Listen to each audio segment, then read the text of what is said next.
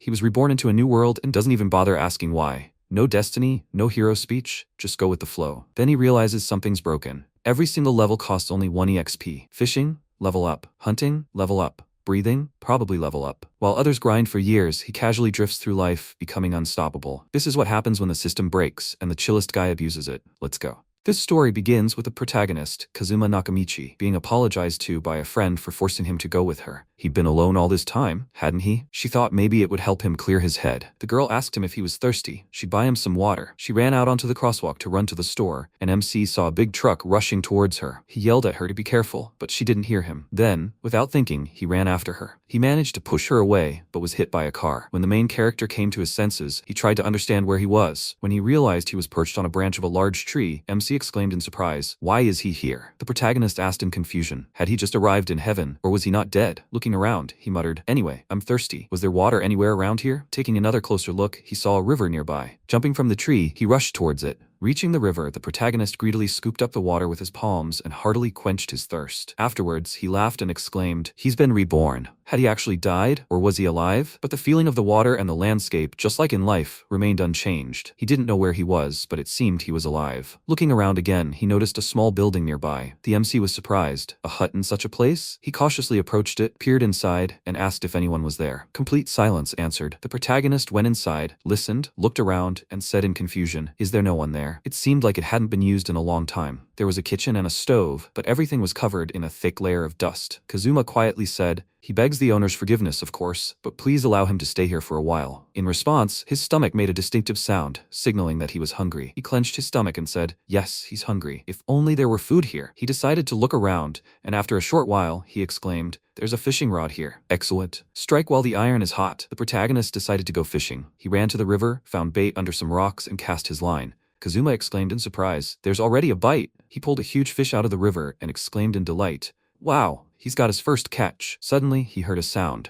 A voice informed him that his fishing skill had increased from level 1 to level 3. The protagonist, perplexed, exclaimed, "What is this?" A voice in his head, "What is this?" Suddenly, a system window appeared in front of him with the same information. The protagonist ruffled his hair in confusion. Did catching a fish improve his fishing skill? He didn't quite understand, but in any case, 2 fish wouldn't be enough. It occurred to him to catch a couple more. He had another excellent catch, and he exclaimed happily, 3 fish, that's a great result for a first fishing trip. But if you look closely, he'd never seen a fish like that. The hard evidence he didn't want to believe was right there. He thought for a moment and then decided, oh well, he'd have to put this aside. The main thing was food. He needed to eat. Behind the hut, he saw firewood and a tinderbox next to a basket. After a while, the fish was ready. The protagonist admiringly exclaimed, "It looks delicious." Just as he was about to start eating, the system window reactivated. The protagonist was surprised. He hadn't been doing anything just now. The system informed him that his cooking skill had increased from level 1 to level 5. MC was perplexed. Could it be increased by anything? But hunger was taking its toll, and he decided to put it off until later. Otherwise his fish would go cold. He wished himself a bon appetit and sank his teeth into the juicy flesh. Kazuma was absolutely delighted. It was so delicious. Sure, it looked creepy, but it tasted simply wonderful. Looking at the stove and seeing the coals, he decided he needed to add more wood. Kazuma went behind the hut and saw a ferocious monster among the firewood.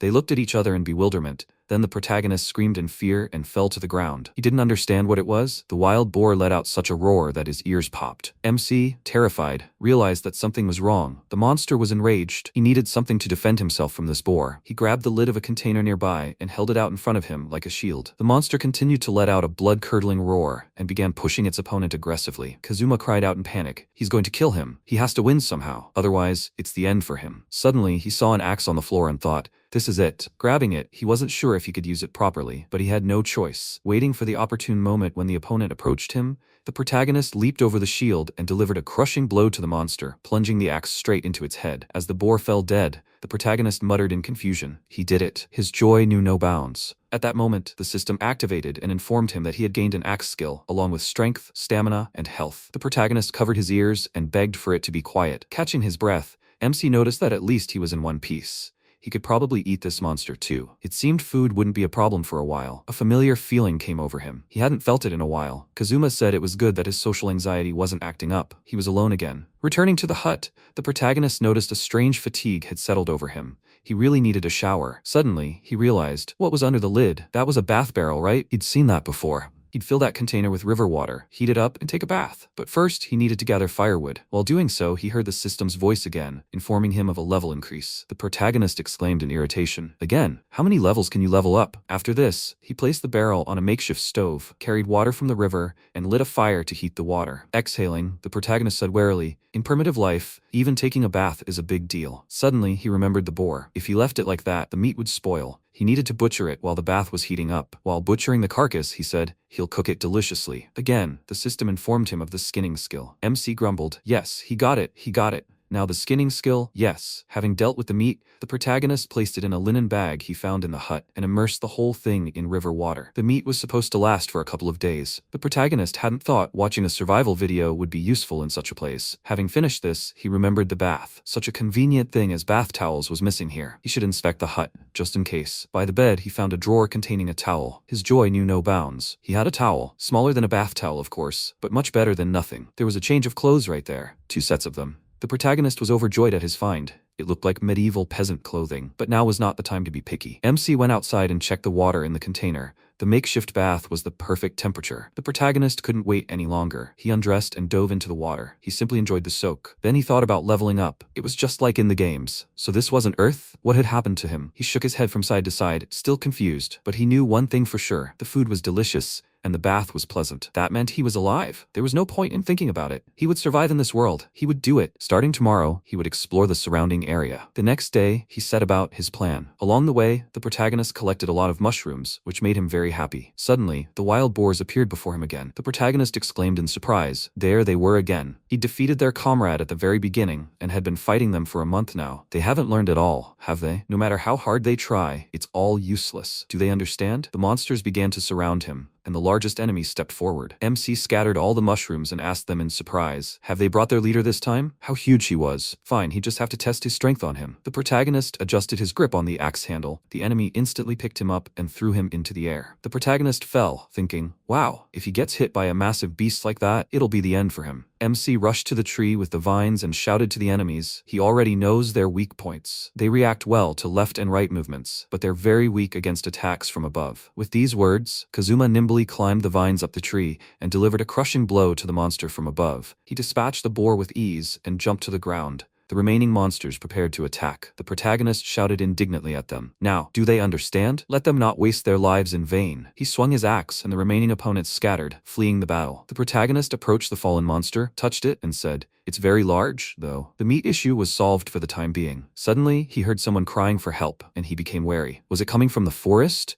Someone calling for help? Grabbing his axe, MC rushed toward the call, listening carefully. Climbing the mountain, he saw several people surrounded by wild boars. Among the people were both girls and men. One of the girls screamed for help again. Garrett shouted at them, a princess named Arias, and the ladies to back off. They'll deal with this. The princess exclaimed, there are too many opponents. Besides, there's a sheer cliff behind them. They have nowhere to run. Then Garrett ordered the guards to form a crescent. The warriors immediately formed a semicircle, shielding the girls. The boy shouted, they're coming. They can't miss a single monster. At that moment, the protagonist jumped down from the mountain toward the enemy and shouted at them to stand still. Landing right in front of the monsters, the protagonist rolled up his sleeves and shouted at them. They just won't calm down, huh? He activated his magical aura and asked them if he should turn them into stakes or something. The travelers stared at him in amazement. Who was he? The monster's eyes widened upon seeing Kazuma, and, turning sharply, they fled from him. The amazement of those present knew no bounds. MC turned to them, greeted them, and asked if they were okay. Then he added, these boars, they attack people indiscriminately. Garrett told him, perplexed. He didn't know who their unexpected ally was, but he'd save them. The protagonist responded sheepishly. What was he saying? Nothing special. At this moment, the system activated and informed the protagonist that he had mastered the skill of intimidation. Arya stepped forward with her warriors, approached MC, and told him she should have thanked him personally. At that moment, the voice continued to expound on the benefits of the new skill, and the protagonist covered his ears and exclaimed in irritation, he understands it already. The princess looked at him in confusion, and then asked, his level is leveling up abnormally fast, isn't it? The protagonist looked embarrassed. It was noisy, wasn't it? He apologized. Are any of them injured? However, this was the first time he'd met people in these parts. Garrett stepped forward, told him his name, and added that they were travelers and due to certain circumstances had gotten lost in this forest. The protagonist told them his name, and said he'd like to clarify something. Garrett listened and then exclaimed in bewilderment. Impossible. He'd been alone in this forest the whole time? He thought hard, then approached the princess, apologized to the protagonist, and asked permission to speak with Arias alone. The girl asked Garrett what they were going to do. The boy replied that it seemed Kazuma wasn't one of Bergen's people, and that he seemed to know this forest well. The princess suggested asking the protagonist to be their guide. Garrett agreed.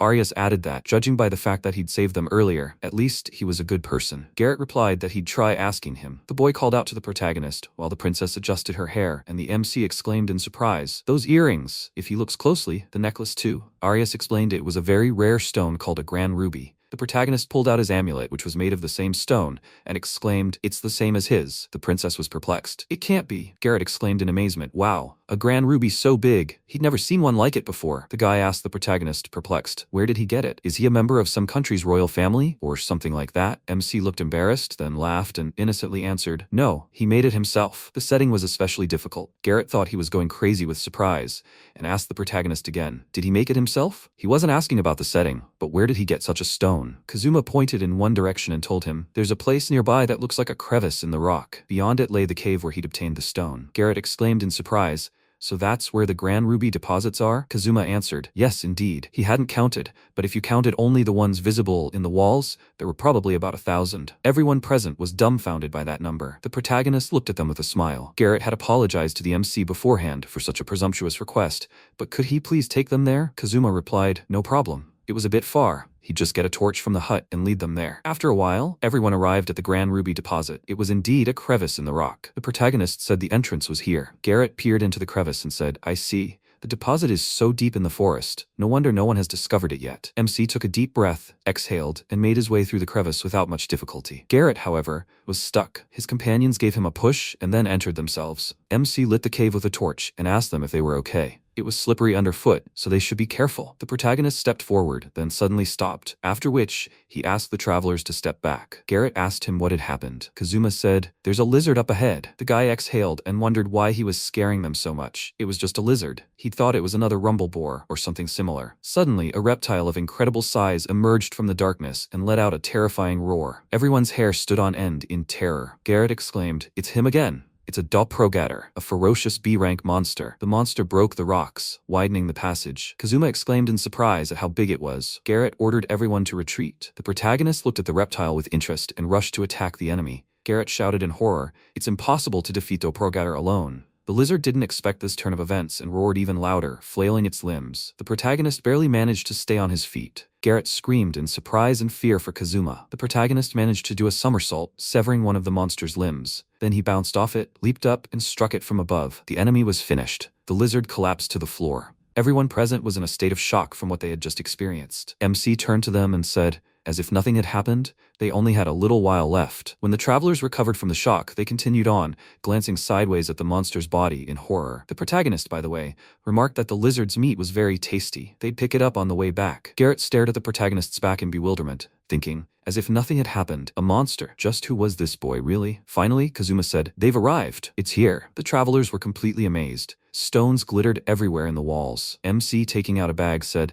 "First, everything he'd managed to dig up earlier, he'd put in this bag." Everyone present peered inside and let out a surprised sigh. Garrett exclaimed, "It's true! All these are grand rubies. And such huge stones, too." The protagonist, with a satisfied smile, noted that as they could see, he hadn't lied to them. Garrett looked at him carefully and said he had something serious to say. The protagonist replied that if they wanted the rubies, he'd give them to them. He didn't know their value anyway. Garrett exclaimed in confusion, "What?" The princess asked MC, "Is this serious? Is this really okay with him?" The protagonist smiled innocently and said yes. Arias, touched by the protagonist's gesture, told him she owed him a debt. The discovery of this deposit was a huge event for their country. MC exclaimed, "Really? Well, then let them take as much as they want." Garrett said with inspiration, "With this, they can definitely restore the country." Kazuma looked at him in bewilderment and asked again, "Restore the country? So they have an important mission." He wished them luck with the restoration. After that, the protagonist suggested they split up and drag everything to the exit. If they all worked together, they would finish quickly. The princess looked at him longingly and said she also had a favor to ask of him. Could he accompany them for a while? The protagonist was surprised. He? And accompany? Arias took his hand and said, "For certain reasons, actually. They were being pursued by dangerous pursuers. They would feel much more at ease with a reliable man like him." She begged him not to refuse her request. The protagonist wondered what to do. After all, they needed him so much. Besides, he was curious about the outside world. After thinking a bit more, he told Arias that if it was only for a short time, he would agree. The princess was delighted with his decision. Garrett thanked him profusely and added that they were now under his command. After distributing the stones among the sacks, the entire group headed out, MC leading the way. Suddenly, he heard Garrett's loud, surprised cry. "What kind of monster is that?" The protagonist asked him what had happened. The boy had asked him to save them. The protagonist turned around and saw a huge monster, simply unbelievably large. "What is it?" One of the travelers shouted. "It's a Titanos. Everyone needs to run. It's an A-rank monster." Everyone scattered, but MC remained in place, surprised to think that he had never seen such an enemy before. Would he be able to handle it? The guards, on Garrett's orders, shielded the girls. Then the boy shouted, "Kazuma, the difference between A-rank and B-rank monsters is like heaven and earth. Fighting this monster alone is foolish." Titaros grinned and looked at MC. The protagonist remarked, "What a face he has." He gripped the axe handle tighter, thinking the enemy thought he, Kazuma, had no chance. It seemed even if he hit him with all his might, he'd be invincible. But he wouldn't let this giant attack him and his allies. Garrett called out to the protagonist in fear. Titaros raised his leg and was about to trample the protagonist, but he deftly dodged, somersaulting in midair. The enemy missed and spread his arms in anger. The protagonist thought, he's opening himself up. He needs to attack now. He struck the monster in the leg, and the enemy ducked, about to slam MC with his enormous fist. But Kazuma dodged again, though he was knocked off his feet by the crushing force. He looked at the pit left in the ground by the giant's strike. As he'd thought, he couldn't knock the enemy down with a single blow. His speed was incredible for his size, not to mention his monstrous strength. It looked like he'd have to switch to attrition. If he did that, his level would surely rise steadily. He applied agility and speed boost and slashed at his opponent's leg. Then he attacked again and again, giving neither himself nor him a break. The adventurers watched the fight in amazement. Garrett exclaimed, "Didn't he tell him this was crazy?" The adventurer said, "It seems he's moving faster and faster." Another guy noticed, and indeed he was getting faster with each strike. The protagonist, jumping and flipping in the air, struck the monster from all sides, not giving it time to recover. He shouted at his opponent, "Well, how's that for him?" Swinging his arm, the protagonist put all his strength into the decisive blow, and the monster collapsed to the floor. MC, without stopping, crushed its head, finishing it off. Garrett, in disbelief, exclaimed, "He really did defeat it single-handedly. An A-rank monster all by himself?" He approached the protagonist, who was catching his breath after a tough fight, and asked if he could show them his stats. The protagonist asked, "This annoying screen?" "No problem." It was ringing so loudly that he hadn't looked at it in a long time. Kazuma activated the system window, which showed his level as 259. Garrett and the others were stunned by this number. Finally, the boy said, "No wonder he's so strong. That's A-rank adventurer level. He's level 102, and he's twice as strong." Garrett looked at the protagonist in confusion and asked how he could have achieved such a feat at such a young age. Arias also asked in amazement, "What does one have to do to reach such a level?" The protagonist, perplexed, ruffled his hair and asked them, "How can I explain it to them? For example, do they see that rock that looks like a rabbit's head?" The travelers, surprised, answered yes. Kazuma picked up a simple rock and threw it at the cliff. Garrett, perplexed, asked him what he was doing. The protagonist activated the system window, which informed him that his throwing skill had increased from 2 to 11. Garrett was shocked. His level had risen by 9 points after just one throw. The protagonist picked up another rock and said, "Now another." He also threw it at the cliff, hitting a protrusion resembling an ear. After that, the system informed him that his throwing skill had increased from 11 to 23. Garrett thought he was going crazy, so suddenly, the rock hadn't even reached its destination the first time. The distance and speed were completely different than the first throw. The protagonist assumed he was leveling up his skills much faster than other people. Garrett looked at him in surprise and thought, what kind of incredible gift is this? If someone like him were to join them, it would be sheer luck. He was about to say something to the protagonist, but Arias silenced him and turned to the MC. The girl apologized. She had only asked him to stay with them for a while. But could he continue to be their ally? The princess continued, considering his kindness with the rubies. It was extremely impudent of her, of course. But frankly, they had to seek as many allies as possible. She understood that an A-ranker had no reason to help them, but she still had hopes for him. The protagonist responded that he agreed. His affirmative answer didn't immediately reach her and Garrett. When they realized the protagonist's agreement,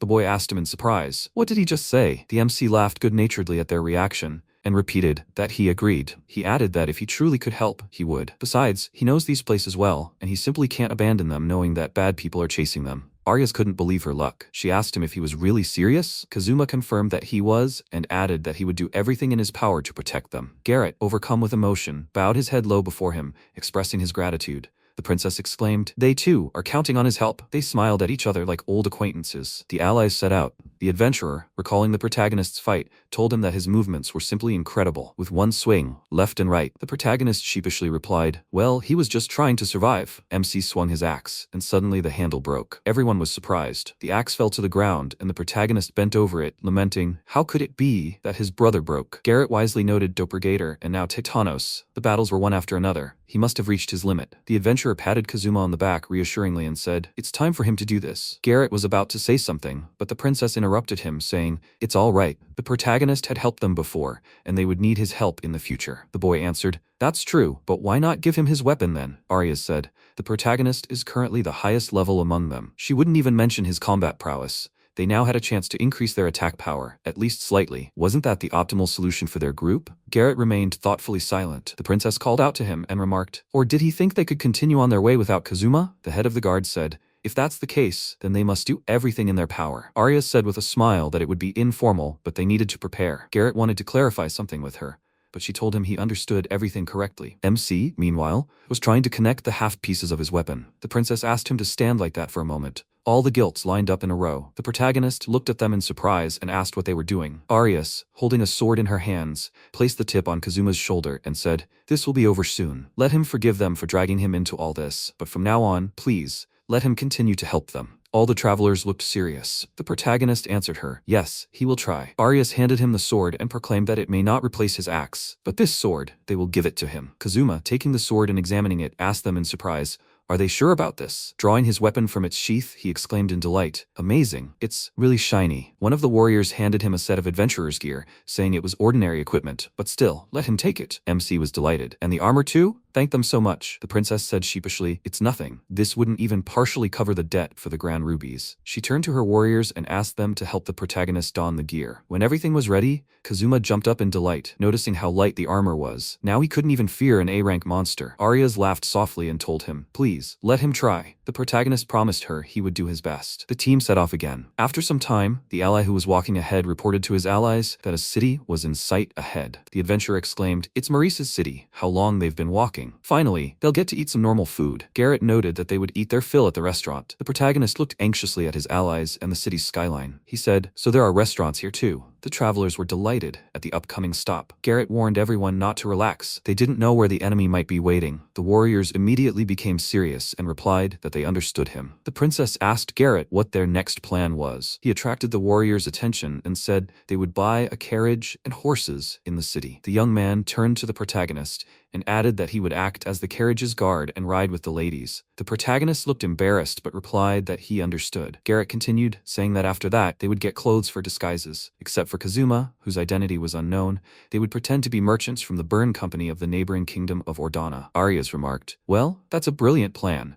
Traders from Orden are common in these parts. If they call themselves that renowned company, they'll be less suspicious." Garrett exclaimed, "Then it's time for them to get to work." The friends approached the main city gates. Later they came to a restaurant and Kazumi asked if pretending to be merchants was fine, but wouldn't they stand out too much now? They were brought a lot of food, and Garrett said that there was no problem with that. They should eat well. They should eat while they had the chance. He handed him a plate of food and said that he should eat too. He agreed, wished them bon appetit and began to eat. Later they finished eating, and he said with a happy look that it was delicious. Their attention was attracted by a group of knights walking down the street, and one of them loudly said that they should listen to him. They were looking for a criminal. If they know anything, they should tell them immediately. They began to scatter leaflets with a picture of this criminal in different directions. The protagonist picked up one such leaflet from the floor and saw that Arias was drawn on it. He was very surprised by this and began to look at her and the picture. He was about to say something with a surprised expression on his face, but the knight said loudly that a huge reward was promised for any information about the princess. He calmed down and thought,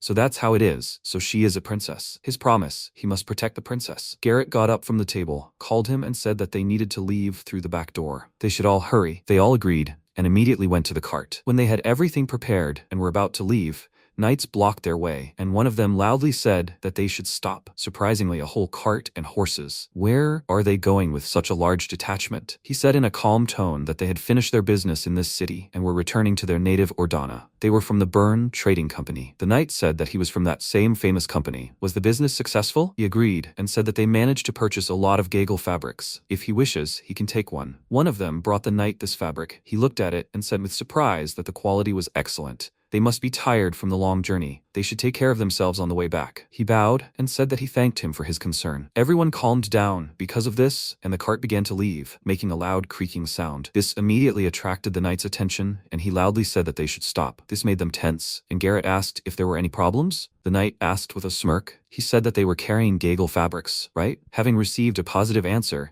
he said that this fabric is famous for its lightness. Why would the cart creak so much? Even if it was filled to the brim with it, he must check the cargo. Everyone became very tense because of what they heard, and MC thought that things were bad. The knight said that the cargo seemed suspicious to him, and he should check it. He looked to the side and called 2 knights. They agreed, approached the cart, and one of them loudly told the captain that there was a mountain of fabric, but it seemed there was something behind it. He was very nervous about this, laughed, and said that he had forgotten that they had bought about 4 heads of fat sheep. It was because of them that the cart began to creak. The people in the cart began to make sheep sounds, trying to play along with his story. The knight, grinning, galloped up to the cart and asked, "He says there are fat sheep in there?" He cut the fabric hiding the contents of the cart with a sharp blow of his sword and loudly said that such a thing simply could not be. He saw the people inside and loudly said that here they are, the princess's servants. He did not have time to finish because Garrett galloped up to him and delivered a strong blow with his sword to the throat. The rest also immediately attacked the other knights who were nearby. He said loudly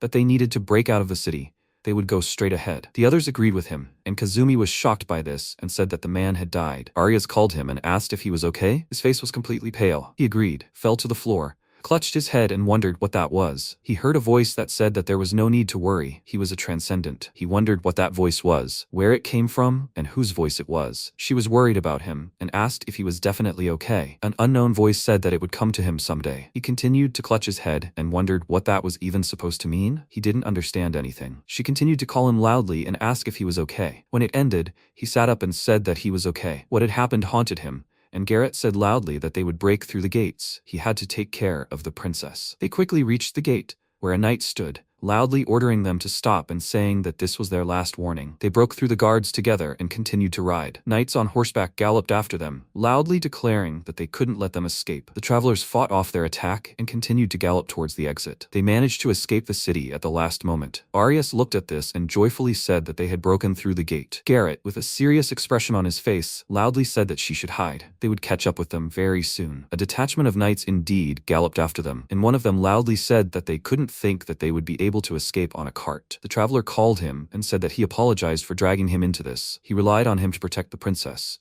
If Zelgan seizes power, this country is finished. Her Highness is their last hope. He must protect her at all costs. He agreed and asked with a worried look, "But what about them?" The travelers with calm faces called out to him and said that they were counting on him. Immediately after that, they turned their horses and galloped towards the squad of knights. The 2 of them attacked them and managed to delay them. He was worried about this, looked back and thought that if he didn't do this, they would all die. He had to do it though. He remembered what the unknown voice had told him while Garrett was attacking the knights who were pursuing them. He turned to him and said loudly that he had to save the princess at any cost. The main character remembered his past and thought that this time he would definitely save her. He didn't remember what kind of place it was, but he remembered that feeling. He never wanted to feel like that again. He called out loudly to the guards and said that they could leave the rear to him and protect the flanks. He immediately galloped closer to the carriage and said loudly that they had to listen to his orders. He started rearranging the boxes and thought he needed to find a way to move freely in this situation. He noticed a rope tied one end to the cart and the other around his body. He thought that this way, as long as the cart was intact, he could retreat at any time after an attack. This way, he would always be sure to be near it. Immediately after that, he jumped on the knights who had gotten quite close to him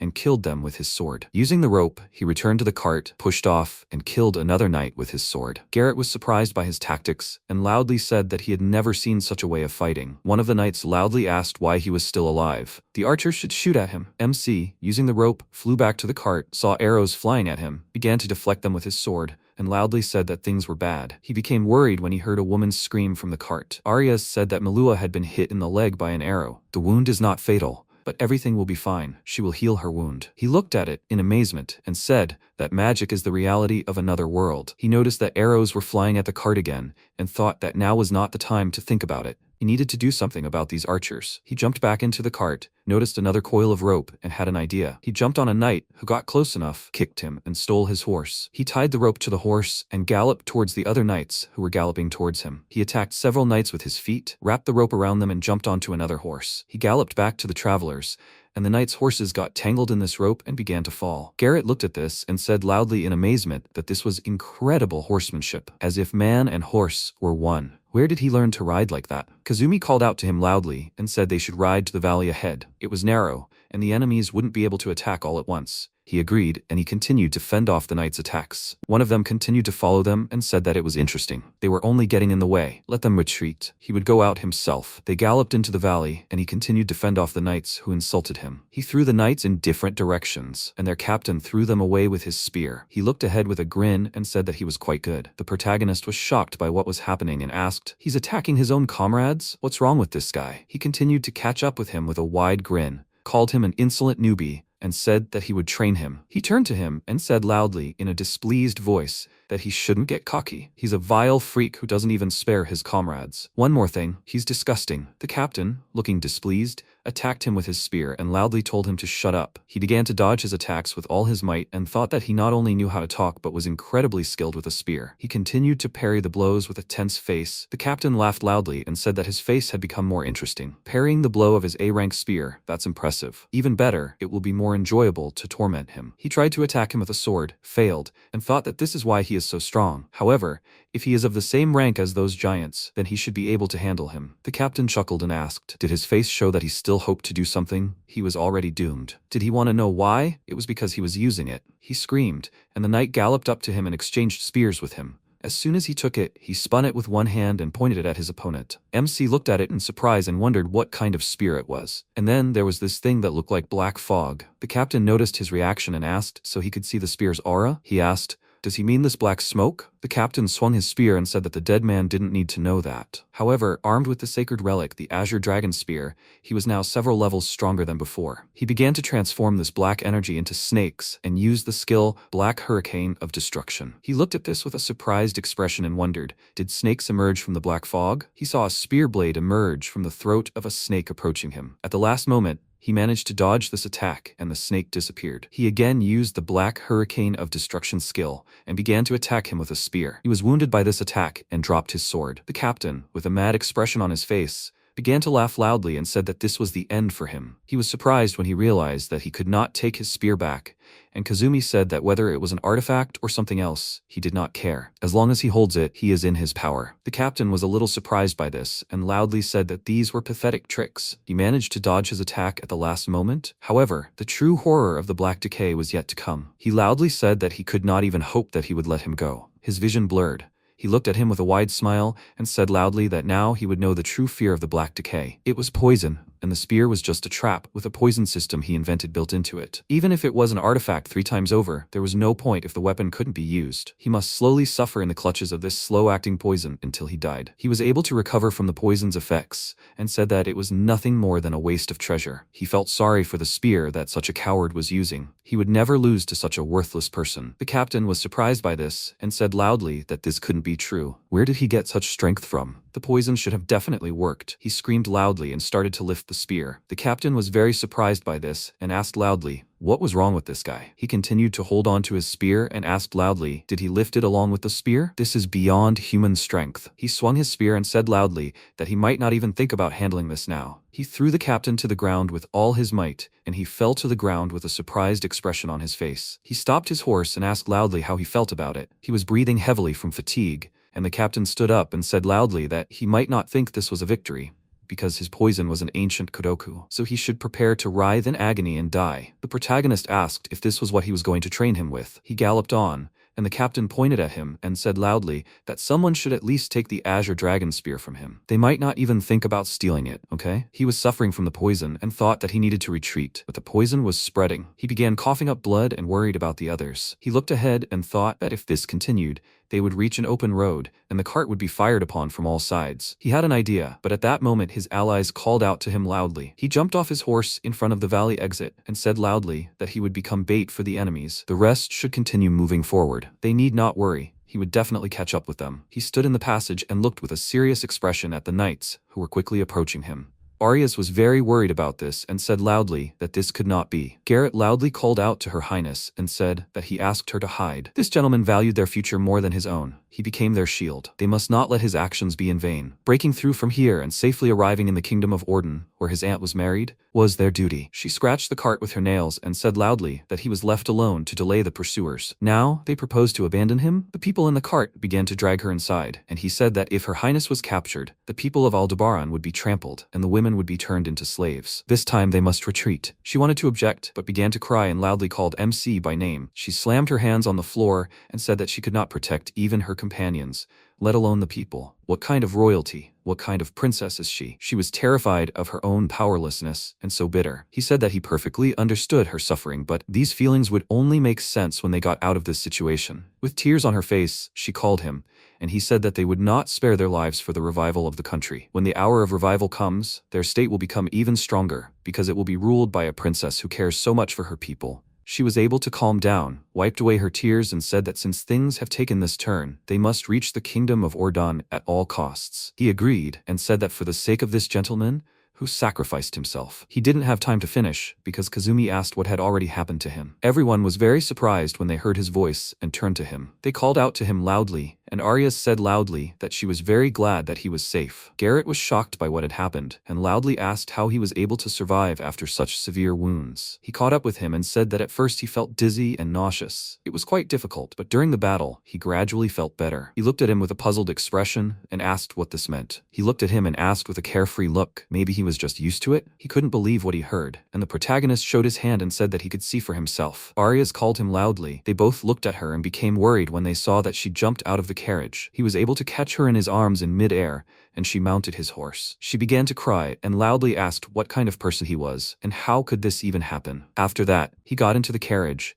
She healed his wounds and said that she apologized for the pathetic sight she showed earlier. He said that he was the one who should apologize for making her worry. Suddenly, something happened to the carriage, and they cried out loudly in surprise. Garrett loudly said that something was wrong. They needed to stop the carriage. The coachman did so. The protagonist examined it, turned around, and said that it seemed like the axle of the carriage was bent. He looked around and said that if the axle broke, it would be a big problem. They should hide the cart in those bushes and do repairs. Together, they started pushing it into the bushes. Garrett came up to him, called out, and said that while the repairs were underway, he asked to come with him for a while. He looked at him and thought that he was wondering what happened. He took his spear and followed him. The two of them came to the place where Arias was already sitting, and both sat down next to her. He knelt in front of him and said that first he wanted to express his gratitude. He did an excellent job repelling the attack of the Imperial army. He was surprised by this and said loudly that he shouldn't have done this. However, he was glad that everything worked out. He asked for forgiveness and said that he was going to abandon him to buy time for Her Highness to escape. MC said that there was nothing to worry about. He had a princess and a country. I mean, they have a duty to protect Her Highness, right? She said that you don't need to call her that. She asks to just call her by her first name. Besides, there was no need to speak so formally, since she would speak simply too. He wanted to object,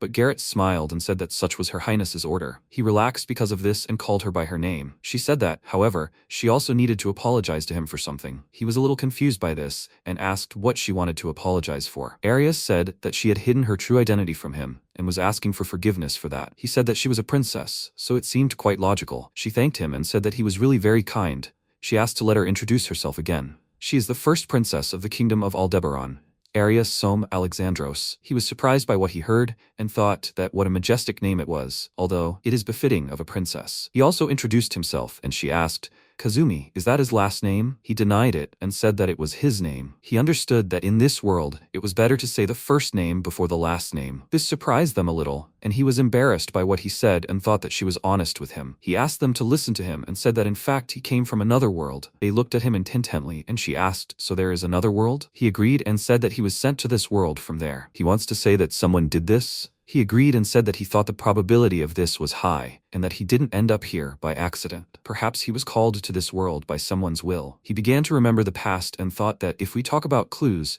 then he remembered that incident. The first time he saw someone's death and was shocked. Someone's voice sounded in his head, which told him not to torment himself, and that he was a transcendent. A transcendent, perhaps, is a person who crossed the boundaries of two worlds? What did those last words mean? He will come to him eventually. Arias called him and asked what happened. He apologized and said he was just lost in thought. His world is different from this world, so he constantly thinks about many things. She asked if these two worlds were that different. He said that, for example, this status screen surprised him a lot. She asked if it hadn't happened in his real world. He agreed and said that's why he didn't understand anything at first, and the level up sounds scared him too. She said with surprise that he was leveling up at an incredible speed. I wonder what his status is now? The protagonist opened the status window and said that the notification sounds were so annoying that he turned them off and completely forgot about them. They approached him, looked at it, were very surprised, and loudly asked how this was possible. It said that he was level 885, attack power 1091 points, defense 589 points, strength 834 points, endurance 626 points, agility 345 points, mobility 691 points, intelligence 381 points, spirit 662 points. He looked at them and asked, how high is that? Arya said the last time was only level 259. This is truly incredible speed. His level is almost S-rank territory. S-rank starts at level 1000 and above, but there is hardly one such person per country. He wondered, why is his level so high? Had he really fought that much? She approached him and said loudly that it wasn't here. He was surprised by this and asked loudly, what happened? What did he not have? She turned to him and said that there were no items about mana and magic power on his status screen. He looked at her with a puzzled expression and asked, is it supposed to be there? Can everyone use it? They were thinking about it, and he said that he wanted to ask something. He called her by name and asked, she had used magic before, right? She said that when he was injured, she used healing magic on him. He thanked her and said that, so it really was magic. She asked, is there really no magic in his home world? He agreed and said that that's why he was surprised. She said with a thoughtful look that maybe that's why his mana and magic power weren't listed on his status screen. He was confused by this and said that there was one more thing he would like to know. What is an artifact? He showed them the spear and said that from the looks of it, this thing was it. Garrett was very surprised by what he saw and asked loudly, where did he get that? MC was surprised by his reaction and said that he got it in a recent battle. It seems that guy named Souza had it. He was surprised by this and said that he heard about it. Even among the Imperial Army, famous for its power, there's a special black snake unit. The name of the person leading this unit must be this person. He said that it was probably him. He called this thing the Azure Dragon Spear. They both looked to the side and he asked, did something happen? She said that this spear, one of the secret relics of their kingdom of Aldebaran, it was stolen from the treasury of their palace and was thought lost for a long time. Most likely, it was the work of the Empire. He thought that this is why Souza treated it so badly. In that case, this weapon should return to the hands of its true owner. He handed her the spear and said that then she should take it. She pulled the spear away from her and said that this was truly divine providence. Their relic, after passing through many hands, ended up with the princess's knight and helped protect them. So he must use this spear from now on to protect them. Okay? He called her and said, such an important relic of the kingdom. He agreed and said that he swears by this spear that he will protect them all. Garrett approached him, pointed at the spear, asked to listen, and said, about this part. Kazumi looked at it and said that Souza had modified the spear so that when this protrusion was pressed, poison would be released. He was indignant about this, picked up the spear, and loudly asked how it was possible to do this to a sacred artifact. This is outrageous.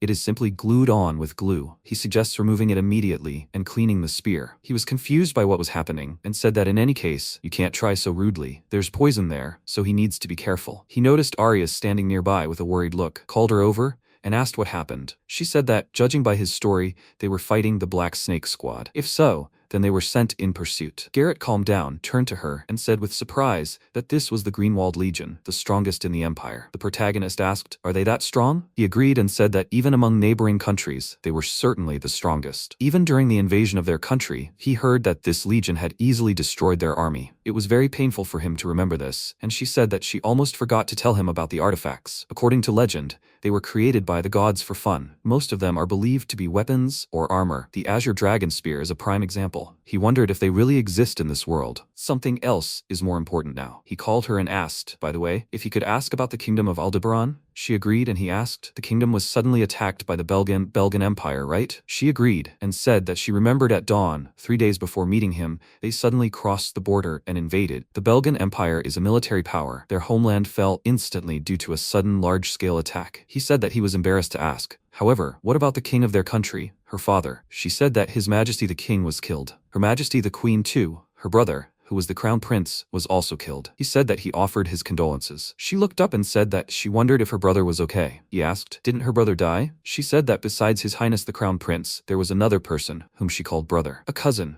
the son of her father's younger brother. He said that it was understandable, but that was good, wasn't it? So, her brother could be alive? Arias agreed and said that during the Belgan invasion, her brother was in his own lands and wasn't in the royal capital. If only her brother were still alive. He thought it was good that she still had support. Suddenly, she felt ill, which worried them a lot, and Garrett asked loudly what was happening to her. She grabbed her head and asked loudly what they were doing. They have to stop. She was scared. They have to stop. MC caught her and said that everything was fine. She came to her senses and asked for forgiveness. She was fine. A scene similar to a dream suddenly appeared in her head. He asked if this was the scene with her brother. She agreed and said that there were about 10 people in the dark room. They were all wearing masks that hid their faces. She lay on the bed and couldn't move. One of them took off his mask. That man was her brother. He asked with slight surprise, was her brother one of those wearing masks? She agreed and said that she felt scared and pleaded with her brother. Then he showed her his usual smile and said that everything was fine and that she shouldn't worry. Then she realized it was a dream. However, what was it? Garrett sighed with relief and said that he asked her not to scare them like that. She apologized and said that she seemed to have made them worry. Kazumi found it strange and wondered if this attack was perhaps a stress-induced memory flood. If so,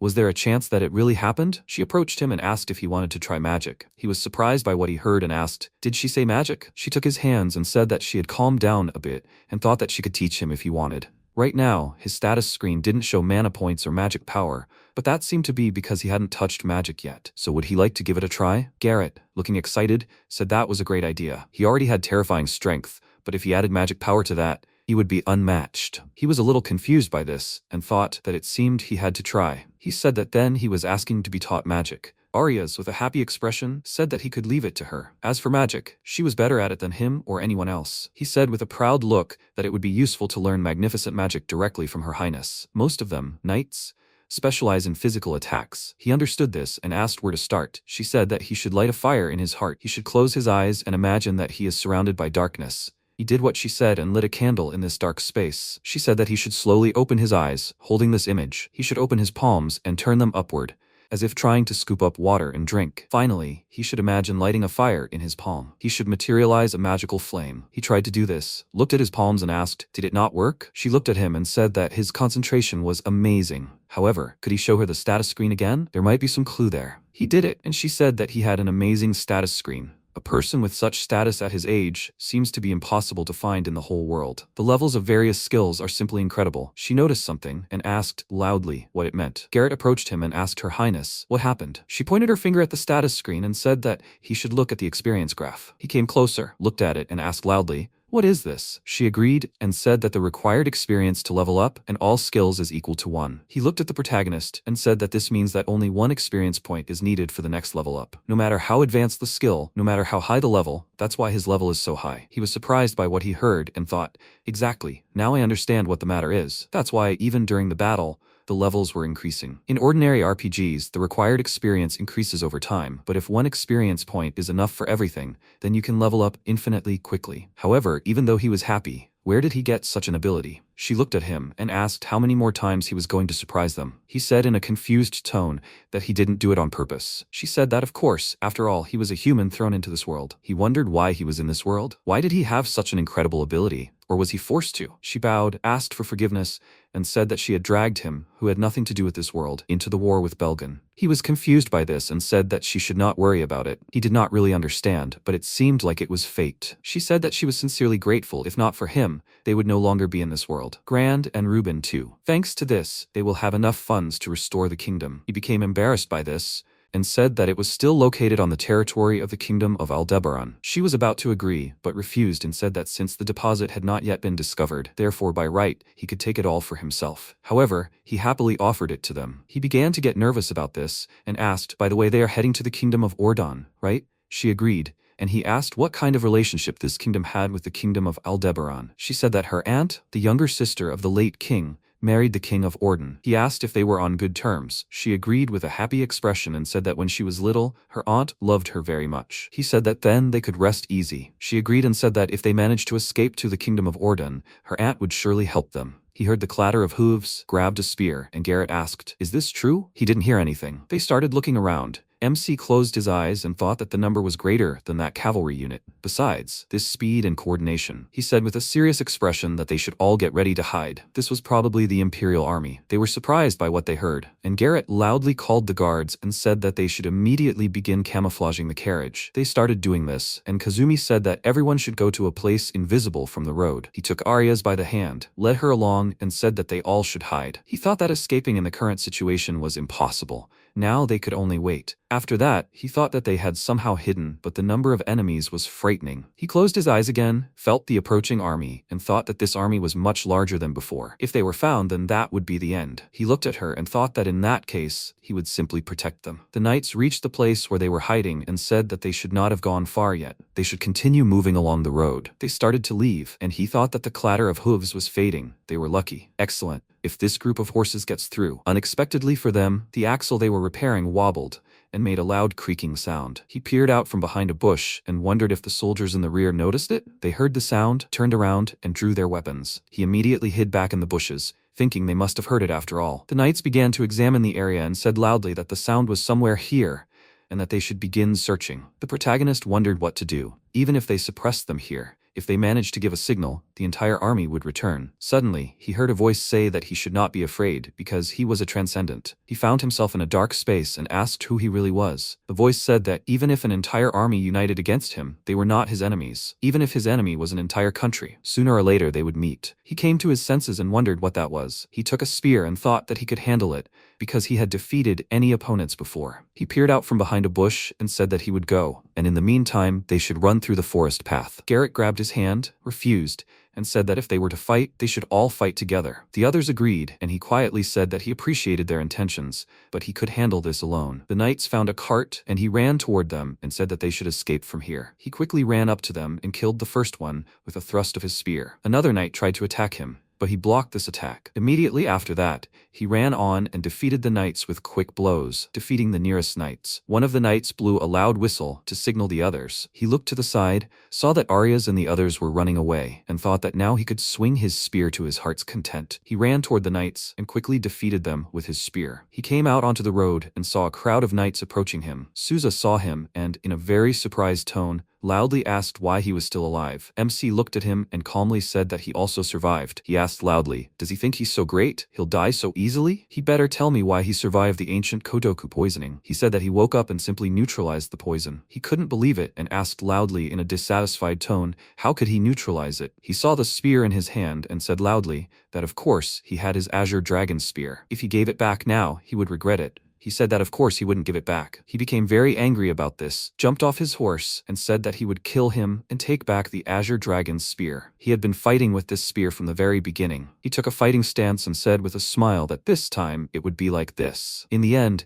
he would become the prey of this spear. They were about to start fighting, but he heard the loud clatter of hooves, and they both looked in the same direction. They saw many knights, and Souza said that they were waiting for his excellency. The man in black armor dismounted from his horse, called out to this guy, and said that he heard that he easily defeated him. He became indignant at these words, and told his excellency that he was just a little relaxed. He looked at him and said that he heard that he lost by using Black Wind. He is, after all, an A-rank knight. Defeating him, that's really interesting. His name is Kaiser Greenwald. What's his name? Kazumi was surprised by his last name and thought that it meant that this was the commander of the strongest Imperial Legion in person. He introduced himself and said that he didn't understand what was so interesting about that. Souza was indignant and loudly asked if he even understood who was standing in front of him. This was the general who led the strongest legion in the Empire and also one of the 3 S-rank knights in their country. He looked at him and thought that since he was an S-rank knight, that meant his level was above 1,000. He calmly stood in front of him and asked what was wrong. Was he really scared after hearing about S-rank? He thought that at the moment he might be higher in level than him, but the experience he needed to advance was 1. If he were to level up in battle, he said that he wasn't scared at all. Kaiser said that was commendable. He turned to the knights and said that they should look for the princess, and he would deal with him himself. Souza asked him to wait and said that he would take responsibility and defeat him. He didn't have time to finish because he said that he shouldn't make him repeat himself. He agreed, turned around and said loudly that the princess must have escaped along that forest path. They should give chase. The protagonist was about to stop him and loudly declared that he wouldn't let them pass. Kaiser began to emit powerful energy. He immediately turned to him and thought that his body reacted on its own. What was that aura just now? It was an order of magnitude different from what emanated from Souza. He said that he dared to turn his back on him,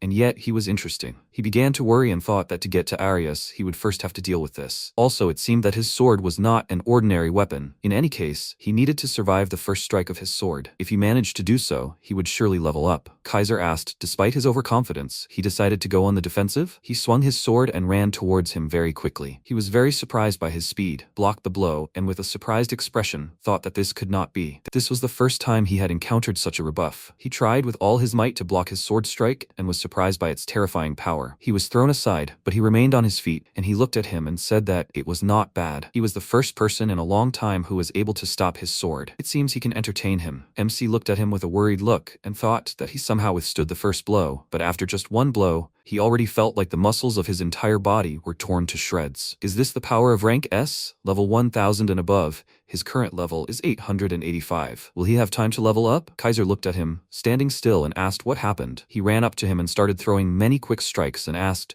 "Is that all he can do?" He dodged his strike at the last moment and then struck back to block his sword in advance. He said he had good moves. He started moving his sword, controlling his spear, and said that they should enjoy this battle more. He raised his head and said loudly that he was not here to enjoy himself. He started attacking with his sword and asked, then what was he fighting for, risking his life? Besides, who was he? There was no information in the report about the existence of someone like him. Kazumi parried his strikes and said loudly that he did not have to respond. He would quickly defeat him and catch up with Souza. He struck again with his sword and asked, so, he is here to protect the princess? He channeled dark energy into his sword. He felt danger from it, and thought that this terrifying aura was coming again. Kaiser swung his sword and said that he should show him his attitude. He raised his spear in front of him with a worried look, and thought about throwing his last strength. They attacked each other simultaneously, after which he was a little surprised and asked, does he even have a fighting aura? He looked at him with a surprised expression and asked, did he say fighting aura? It was quite different from what he uses, however. He stood in front of him and said that it was magnificent. Such a rainbow-colored fighting aura, he had never seen anything like it. To think that he was able to reflect his aura, he will show him his respect by burying him with his ultimate secret technique. He began to emit a very strong aura, which greatly frightened the horses. The protagonist felt himself getting hot and wondered, is his fighting aura getting even hotter? Kaiser assumed a fighting stance and said that he should see his ultimate technique. He began attacking with his aura and used the Fire Dragon's Furious Rise skill. He was thrown back by the attack, and the fire quickly reached him. The fire immediately reached him, and he thought he couldn't breathe. Was it because the oxygen had burned out? He began to lose consciousness and wondered if he was really going to die like this. In such a hot and painful place, will he die alone? He began to remember the people he had met in this world and thought that he had promised to protect them. Just a little more, he couldn't die here. At the same moment, the system notified that its level had increased.